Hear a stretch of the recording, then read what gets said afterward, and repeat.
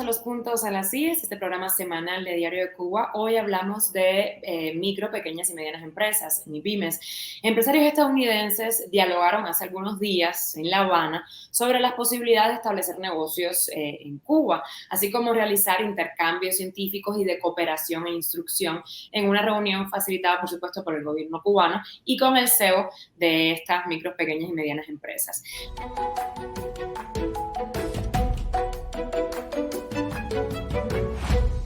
Para hablar del panorama de las MIPYMES en Cuba, nos acompaña Emilio Morales, presidente y CEO de Habana Consulting Group, especializada en inteligencia de mercado y estrategia para empresas interesadas en el mercado cubano. Él ha sido consultor y asesor de decenas de empresas en Estados Unidos, en Canadá, Europa y América Latina.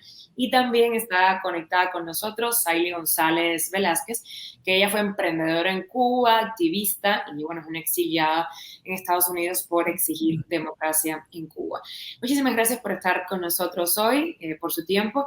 Y empezamos, bueno, si quieren, con Emilio, dando un poco de luz sobre qué son las MIPYMES, si existe realmente un mercado privado en Cuba y con qué objetivos se han creado, porque varios expertos han alertado de que en Cuba realmente no hay un verdadero sector privado independiente del gobierno. Entonces, quiero empezar dando luz sobre este tema, Emilio. Primero que todo, quiero referirme que hace un pocos días, el ministro Alejandro Gil, en la Asamblea Nacional del Poder Popular, dijo que el sector no estatal, vamos a llamarle en sus propios términos, como ellos lo manejan, el sector no estatal había importado hasta finales de abril 270 millones de dólares.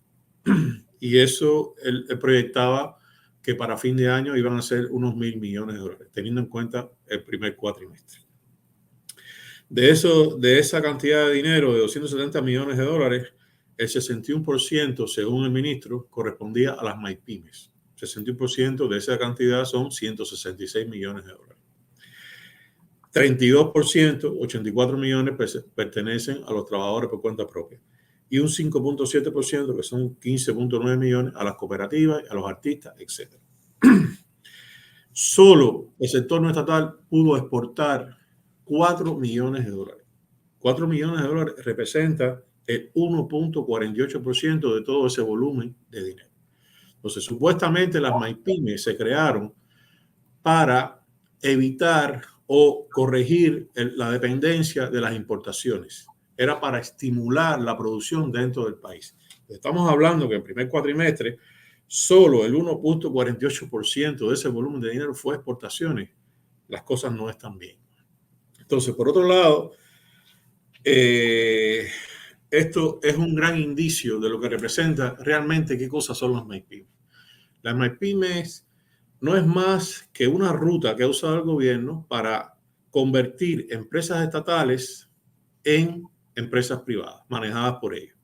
No vamos a decir que todos los emprendedores que tienen MIPYMES son del gobierno o son testaferros. Eso es incierto. Pero las más importantes sí lo son. Las que controlan la mayor cantidad de estas importaciones sí lo son.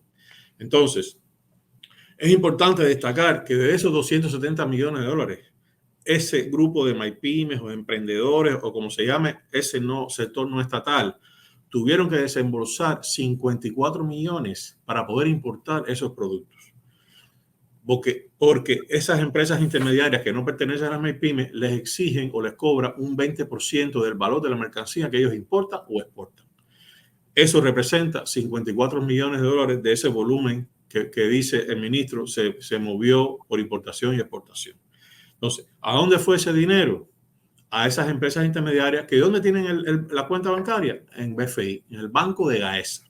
No es el Banco Metropolitano, no es el Banco Popular de Ahorro, no, es el Banco de los Militares, el Banco de Gaesa. 54 millones captados por empresas parásitas que no hacen nada y que recargan la operación de estos empresarios privados o supuestamente privados que son emprendedores y de MIPYMES.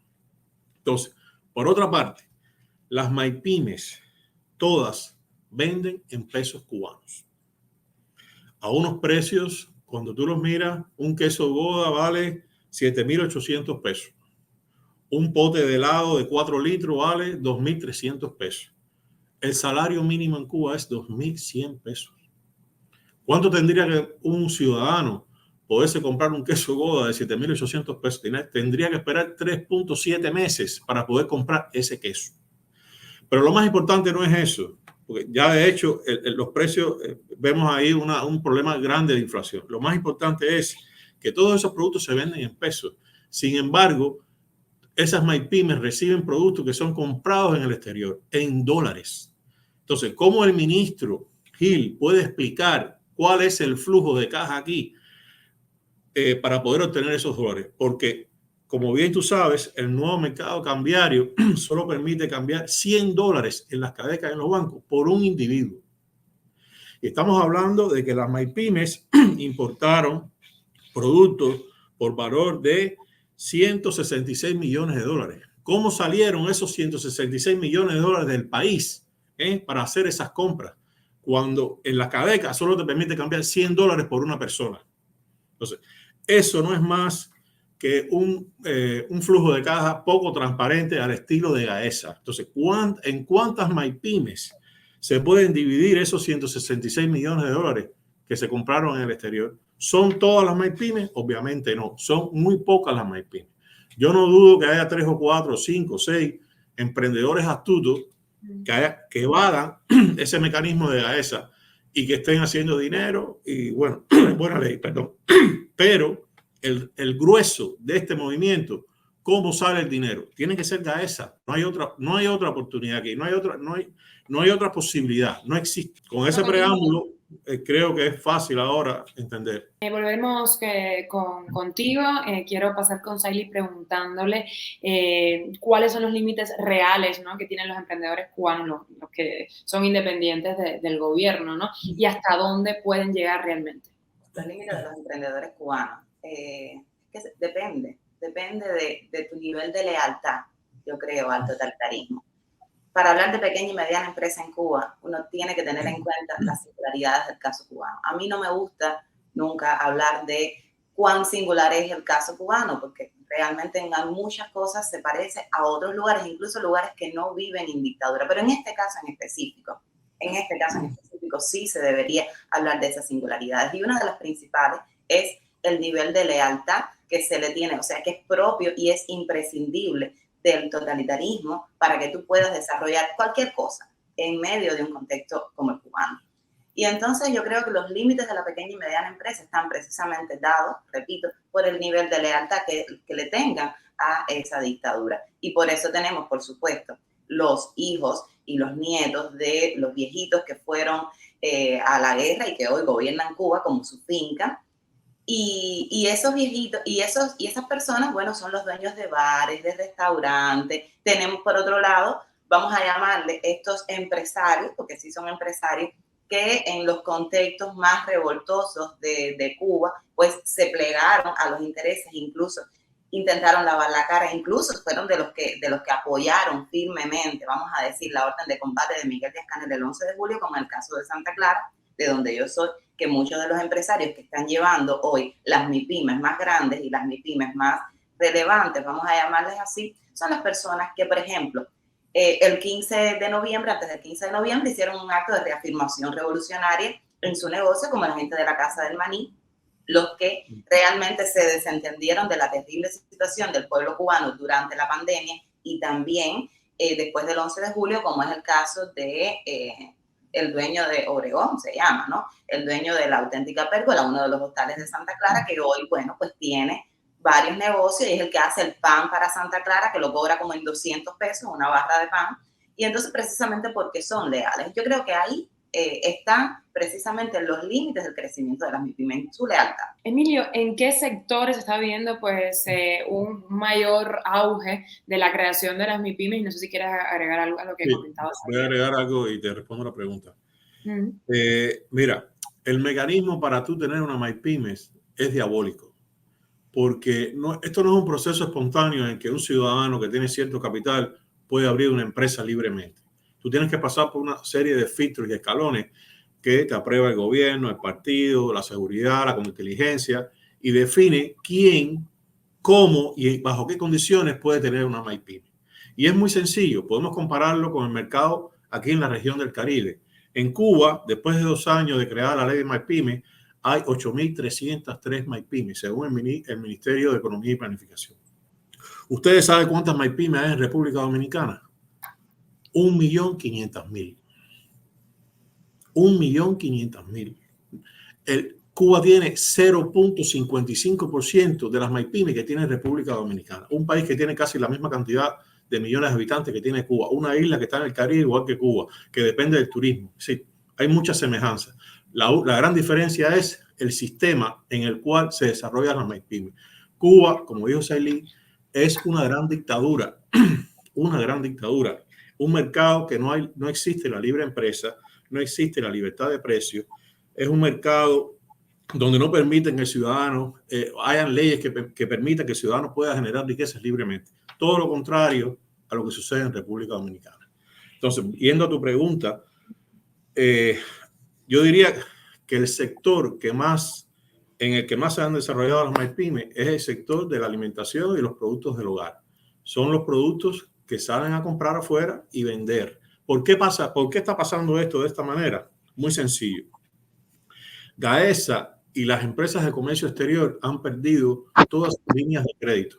Han perdido decenas de proveedores porque no les pagan. Hay que recordar aquí que Cuba tiene una gran deuda externa que ronda los 46.000 millones de dólares. Parte de esa deuda es con los acreedores que no les pagan, que apostaron a ellos. Acreedores que incluso aceptaron créditos o líneas de crédito para comprar productos con un pago de 720 días a 2 años. Ni siquiera así les pagan. Entonces, como no tienen dinero, como no tienen líneas de crédito, tienen que acudir a estas MyPymes, que son nuevos elementos, nuevas caras en el comercio, y son las que están usando como fachada para ir a comprar a estos mercados. Sí, son empresas nuevas.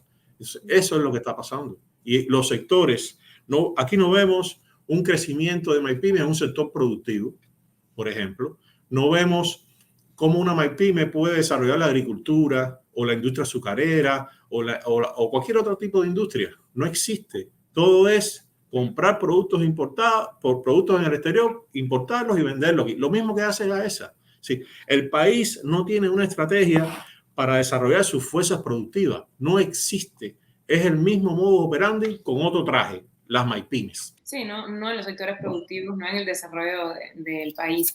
Sailí, ¿cómo pueden estas micro, pequeñas y medianas empresas, digamos, en una red sin garantías, intentar protegerse y fortalecerse? La única forma que tienen las pequeñas y medianas empresas en Cuba de protegerse es haciendo silencio y saliéndose de cualquier intento real de democratización de la sociedad cubana, algo que es necesario y que está en ebullición todo el tiempo al interior de la sociedad civil cubana.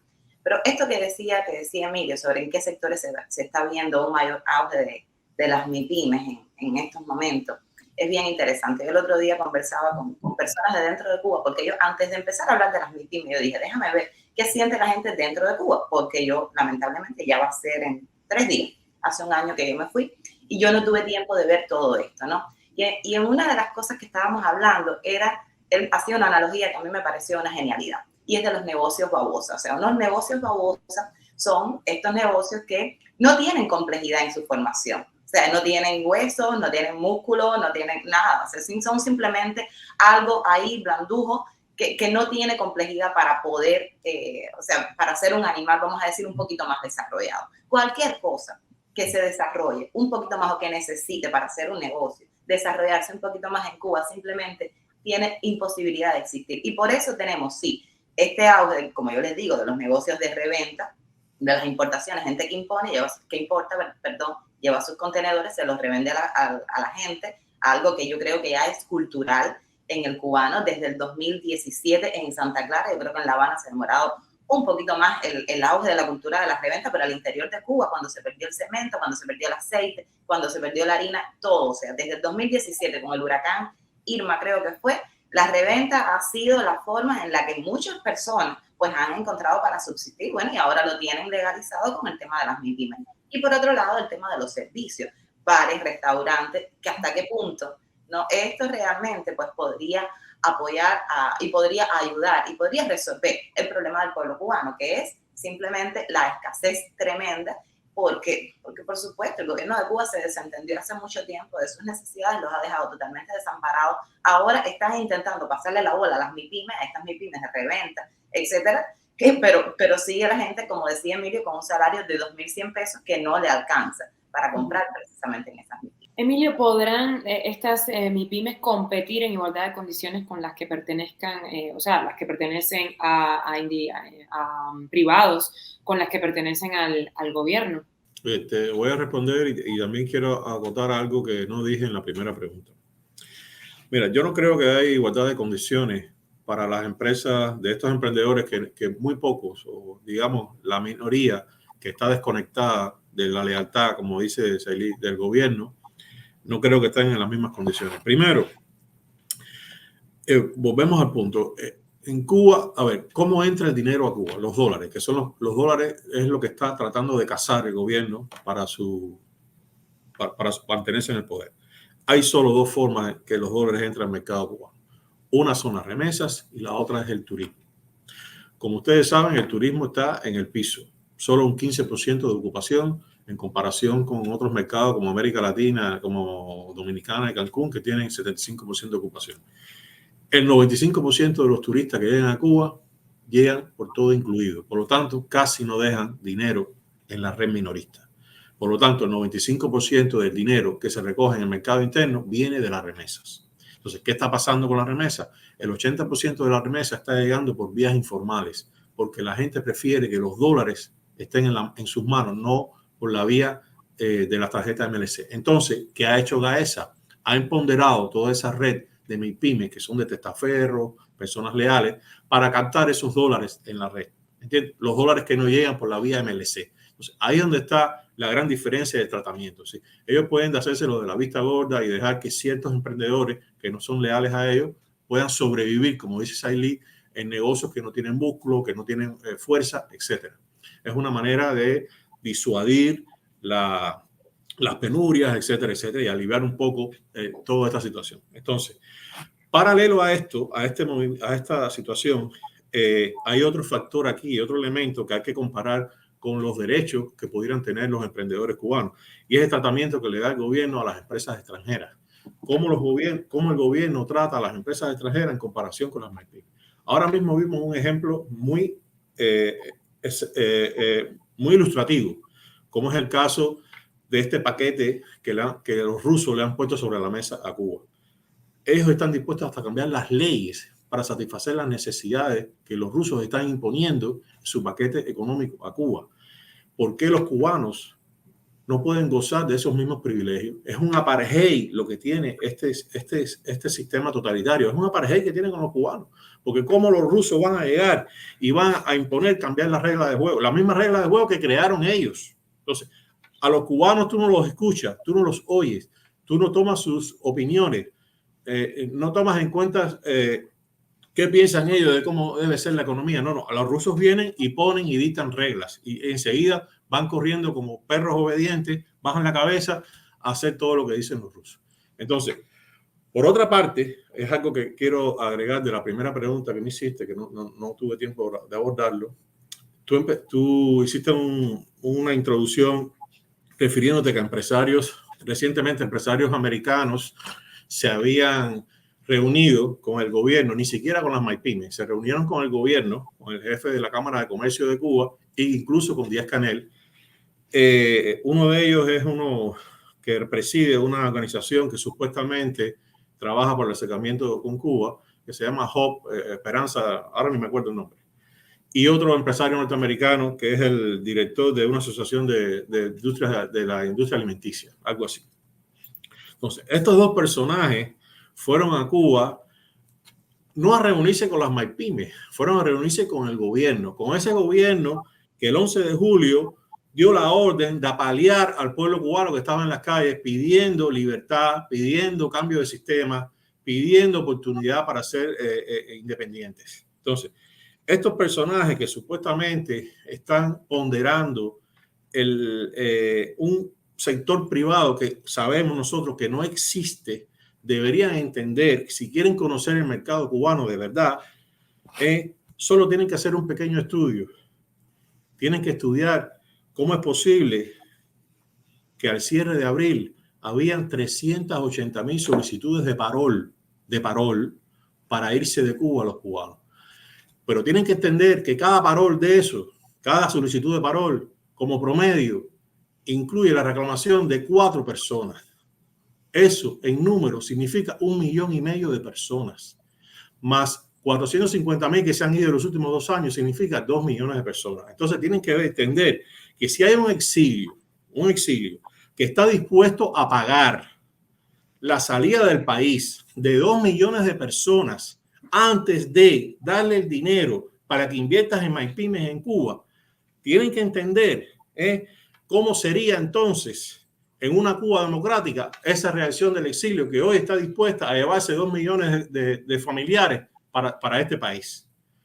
Sería luminoso, sería fastuoso, sería imponente, muy rápido la recuperación del país. Entonces, estos personajes deberían trabajar en la dirección correcta. La dirección correcta es terminar con el régimen y devolverle la libertad al pueblo cubano. En eso es la estrategia. A eso es lo que tienen que ir. No a ponderar MyPymes que no existen, sino a satisfacer el deseo de la población, de los cubanos, es de tener una sociedad libre en la que las personas puedan generar riquezas libremente, se respeten los derechos humanos, que no encarcelen a niños por protestar en la calle, etcétera, etcétera.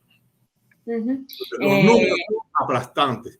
2 millones de personas, el exilio está dispuesto a mover 2 millones de personas para acá, para que tengan una vida tranquila, que puedan prosperar. ¿Cómo sería al revés si en Cuba existieran las condiciones de democracia, de libre empresa?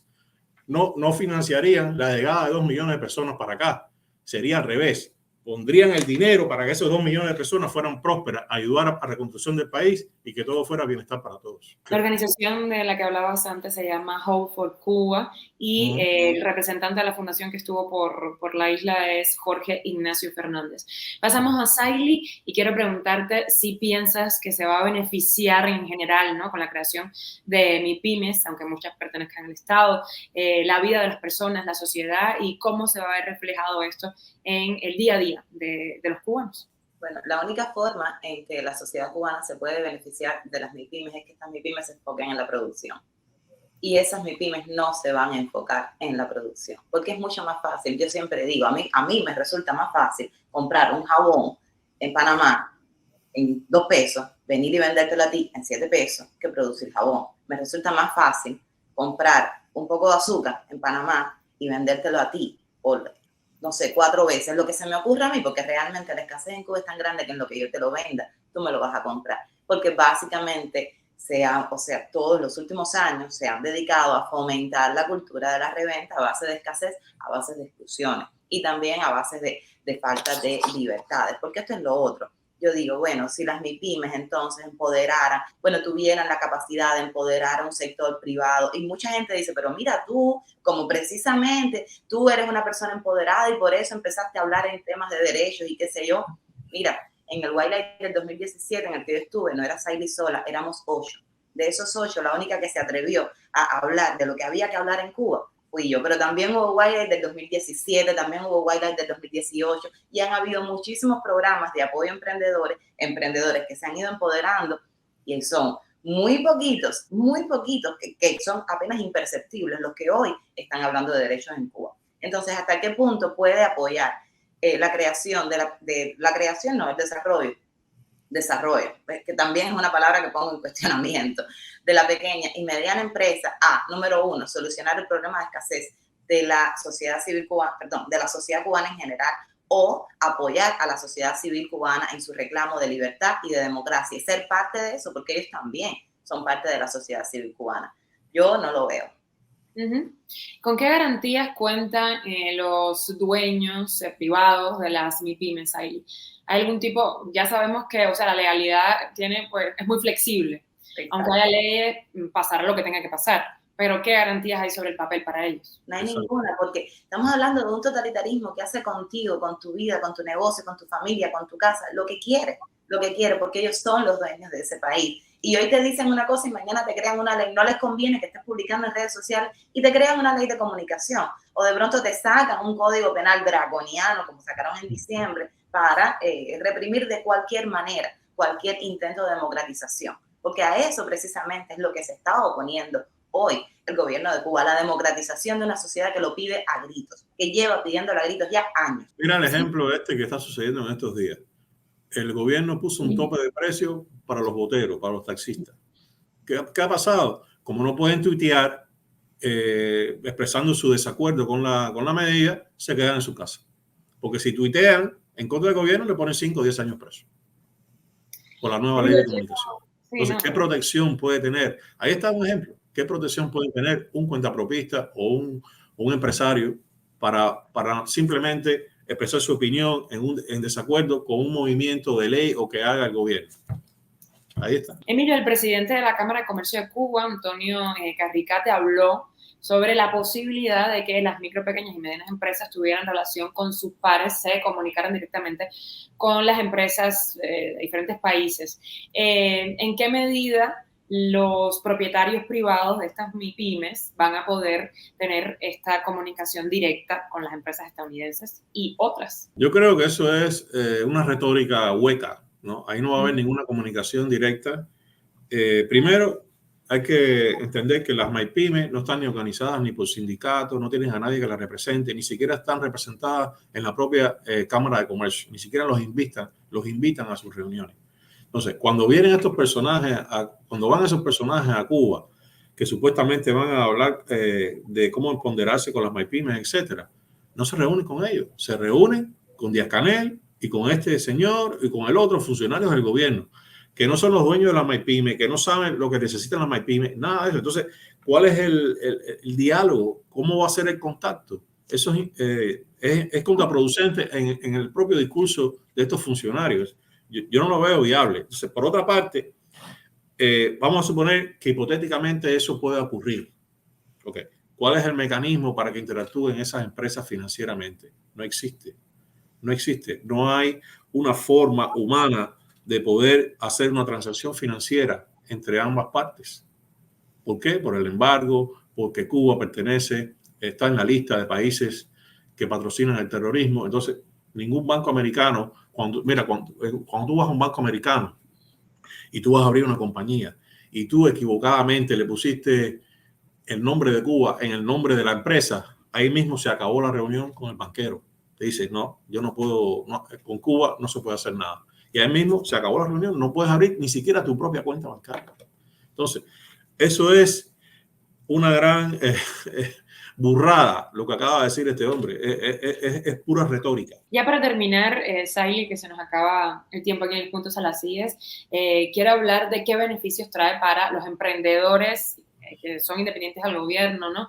Esta supuesta apertura, porque a pesar de que muchas y las más poderosas, como veníamos diciendo, pertenecen al Estado, pues sí que hay algún que otro dueño privado. Yo creo que realmente las ventajas de esta apertura que se promueve fundamentalmente desde la Unión Europea, porque ya vimos a Borrell celebrando a los empresarios cubanos, y desde el Departamento de Estado norteamericano, que ya vimos también que ellos han querido, pues, y apoyar el sector privado y hablando incluso, bueno, los derechos económicos son también derechos humanos, claro, si no fueran excluyentes, por supuesto, si todo el mundo pudiera gozar de todo, pues perfecto, pero bueno, no es el caso.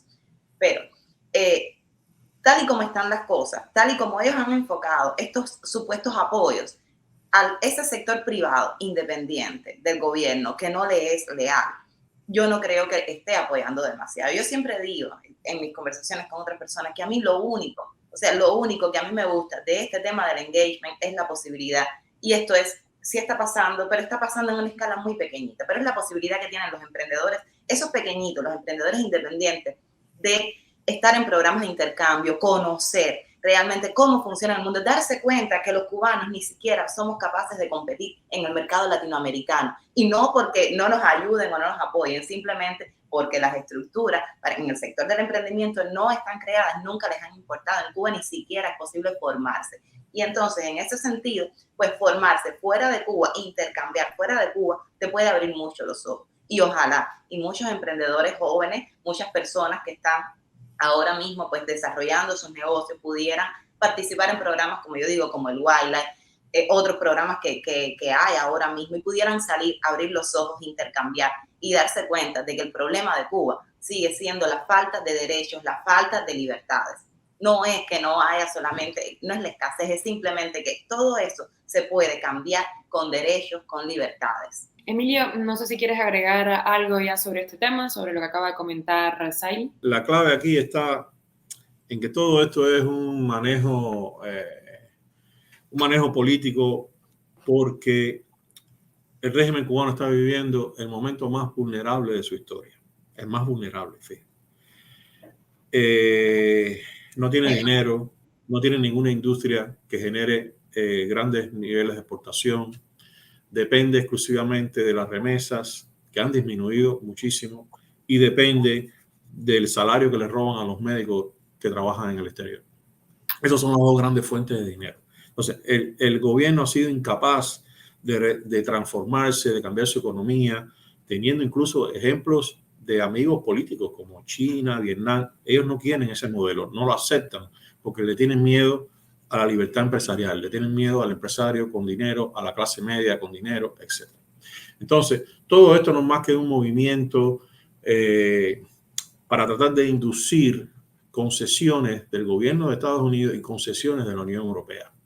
Es solo eso, es todo un ficticio, todo es tratar de crear una atmósfera para evitar el embargo, las sanciones, crear una atmósfera para que OFAC levante sanciones a las que tiene el régimen cubano. Y yo creo que al final esto no va a ninguna parte. Esto es una curita para tomar oxígeno y que no va a resolver absolutamente nada. Ahora viene el verano y vamos a ver cuán difícil se le va a poner la situación, porque el problema de la energía está ahí, no lo van a resolver. Cuba no tiene ni siquiera dinero para pagarle a los rusos, no sé cómo le van a pagar el petróleo. Y además, no veo salida con un longevo general que acaba de cumplir 92 años, que en cualquier momento se muere. Y ahí es cuando vamos a ver de verdad qué va a pasar con todo esto. Estaremos muy pendientes, como dice Emilio, el panorama está oscuro y como comentaban, esto es una tirita, ¿no?, para oxigenar y dar ahí un poco de esperanza. Gracias, Saily, gracias, Emilio, por estar con nosotros en Diario de Cuba. Siempre es un placer en los puntos a las 10 y por supuesto nos mantenemos en contacto.